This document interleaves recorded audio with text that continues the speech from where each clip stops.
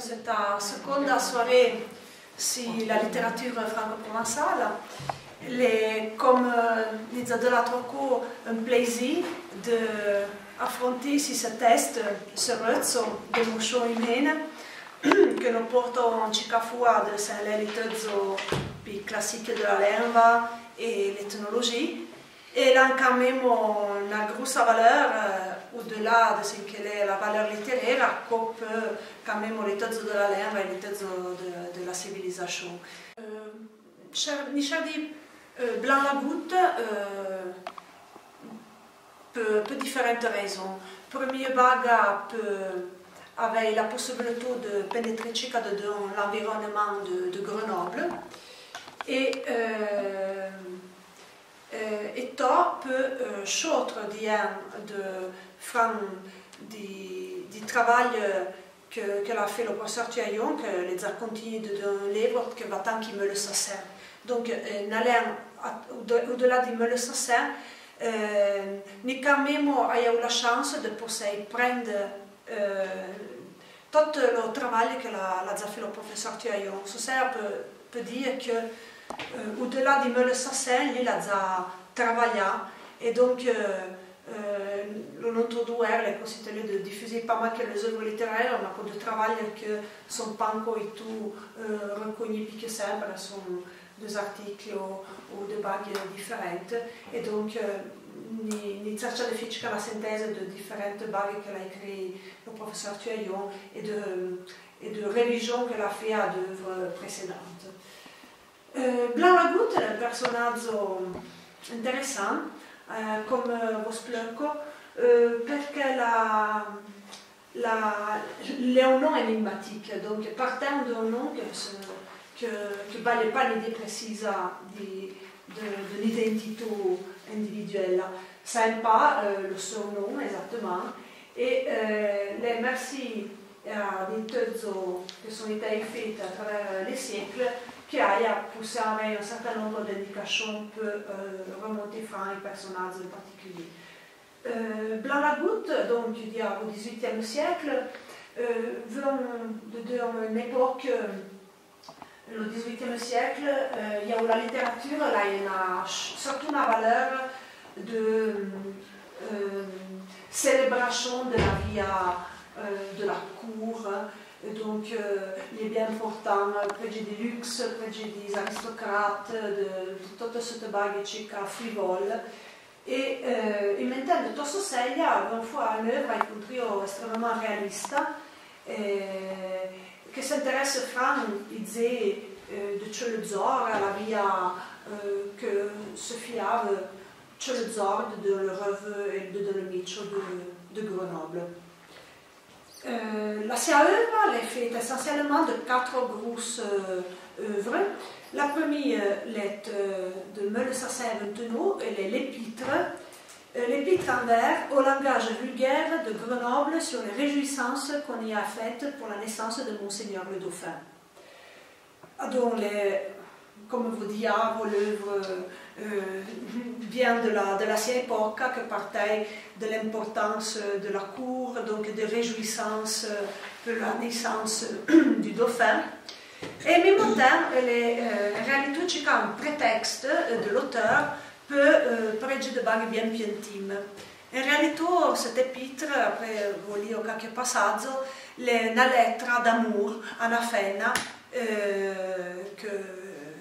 qu'après la une importance dans la sua vie. Donc, c'était la première œuvre. Puis, en 1633, le Grenoble malheureux. Donc, il y a une grosse œuvre qui prête d'une catastrophe que le capitaine en 1633 à Grenoble. Une terrible inondation qui a créé bien de problèmes aux habitants de la ville. Ces deux œuvres sont sorties donc en 1629-1633, mais l'auteur les a toutes publiées en 1640. Pour vous dire quand même l'intérêt qu'il y a à l'intérieur de ces deux œuvres.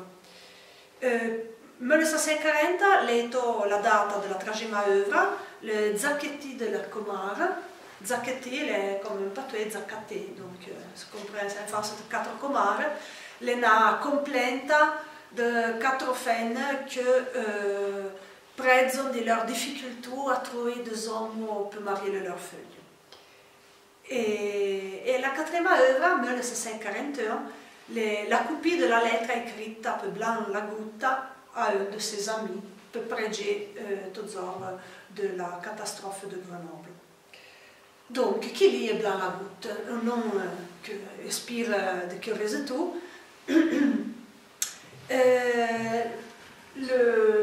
Le contemporain le connaissait. Et en effet, les tout connus à travers le nom Blanc Lagutta, mais 106 ans qu'il est. Après, évidemment, la mémoire des hommes n'est pas infallible, donc, jusqu'à du temps après, les tout oubliés. Et de recherches sont été faites, de libraires, d'éditeurs, après la mort de ces auteurs, et sont réussis à remonter à un certain épicier que travaillait mentre era saboteur che inventando Grenoble. Na je očeka de quiproquo perché Blanc, lui è un droguiste, un épicier che è non Blanc, in realtà lui è le beau-père che lei non Blanc, che lei è una drogherie, e le beau-fils, lei è un'altra drogherie, e che lei è un nom Blanc, ma lui è André Blanc. Donc, les tout chacun qui procure que la bibliothèque de siècle a s'éclairci. Justement, merci au travail du professeur Thuillon, c'est que si Blanc Lagutta, il y a un certain André Blanc, qui venait de la campagne, de la montagne, et que là, il y a eu la chance, que Nessim, le 690, là, il y a eu la chance d'avoir ils sont bataillés un oncle qu'il y avait de ces villages, mais qu'il les a établis à Grenoble, et qu'il les a implégnés à ascension sociale, qu'il les a fait un certain renommé et une certaine richesse, et que dans ces moments, la cherchant de toutes les manières a été au son neveu. Là, probablement, fait manière que la se pouvait se marier avec une femme si il garçon, la mariage a 24 ans, une femme a 32 ans, que la portée une dot bien russe, et la poussée commencé toute une ascension sociale qui la permettait l'important de devenir un personnage important à Grenoble. Bon, il y a un commerçant, ce boulin, de l'épicerie, mais en même temps, les vignes quelqu'un qui comptable pour la société bourgeoise de Grenoble. Après, la remariage avec une autre femme, que là, le son nom, donc il y a un blanc collier, et le personne que le beau-père, qu'il y a un droguiste, la création de problèmes de quiproquo. Mais effectivement, le discours générationnel, pour ça ne pas faire douter sur le fait que vous ne savez pas être un de 80 ans qui écrit certaines œuvres sans savoir jamais écrit devant. Donc, effectivement, la démonstration du professeur Thuillon démontre que c'est André Blanc.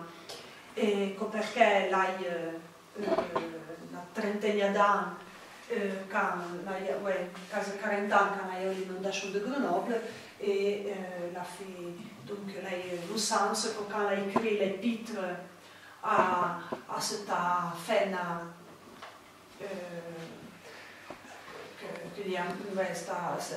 questa lettera che fi comprende che hai de sentiments d'amour per questa fena è bien più probabile che la sia 40 ans che pas 80 ans. Donc, per vous dire come letto questa lettera ad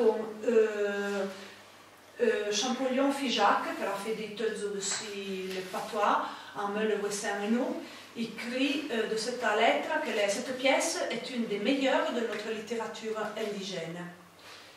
Et effectivement, elle a un caractère bien authentique que dans le sentiment et bien spontané. Là, il y a l'espoir à un certain moment de la lettre de rencontrer cette feuille en une occasion. Et malheureusement, elle n'a pas rencontré. Là, donc, il crie tout le regret de ne pas avoir pu la vera et en même temps l'espoir de pouvoir éviter passer jusqu'à de temps avec eux. Alors il crie, je t'attendis longtemps, n'y fallait pas songer, je me couchais crétin, sans belle ni midi. Adieu, miena, bonsoir, tente toujours joyeuse, Dieu voglia que d'un po' je te veisse épouse. Après, en réalité, lui est marié et les vigneveaux l'a dû attendre 8 ans pour la marier. Donc, c'est la première œuvre de Blaragut.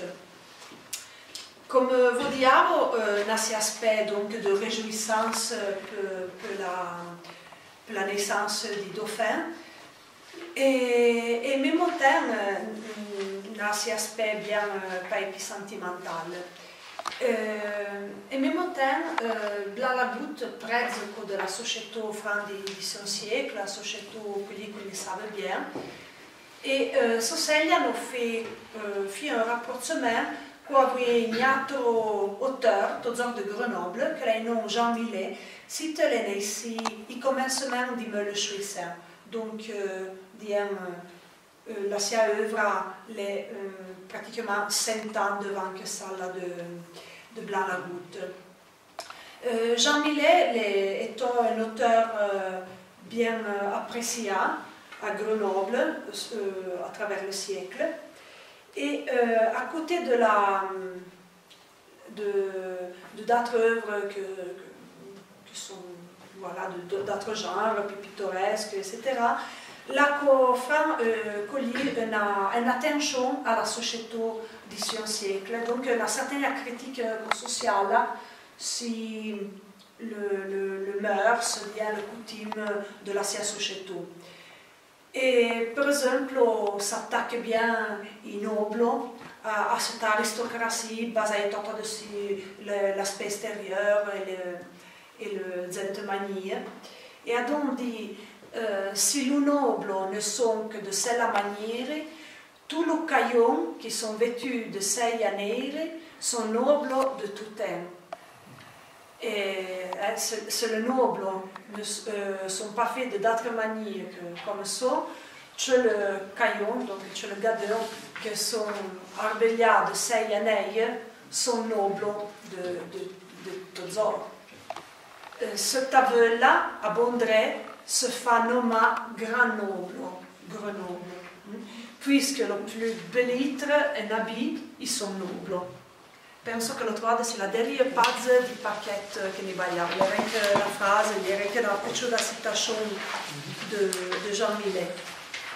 C'est que pour ça de remarquer que bon, le cammino de franco-provençal n'a deux différences. Par exemple, capter plus vite le sonorité du pâté de Grenoble, que l'article pluriel, les loups. Et loup noble, vous dites pluriel. Masculin. Ouais, masculin, ouais, pardon. Et après, là, le i final, i féminin, à tous les mots féminin, nom et adjectif, que n'a fait un e, ou e. Pour résumer, en franco-provençal, le féminin, les UA, UE, en Valdusta. Fu da Valdusta, come anche in Valsuana, in Zordeveux, l'Anvardulai. Anciennement, un I qui après non est transformé en E. Et c'est à l'Anvardulai. Donc voilà, au-delà de ce son, si les nobles ne sont que de cette manière, tous les caillons qui sont vêtus de ces manières sont nobles de tout temps. Cette ville, à Bondrée, se fait nommer grand noble, puisque le plus bel litre et habit, ils sont nobles.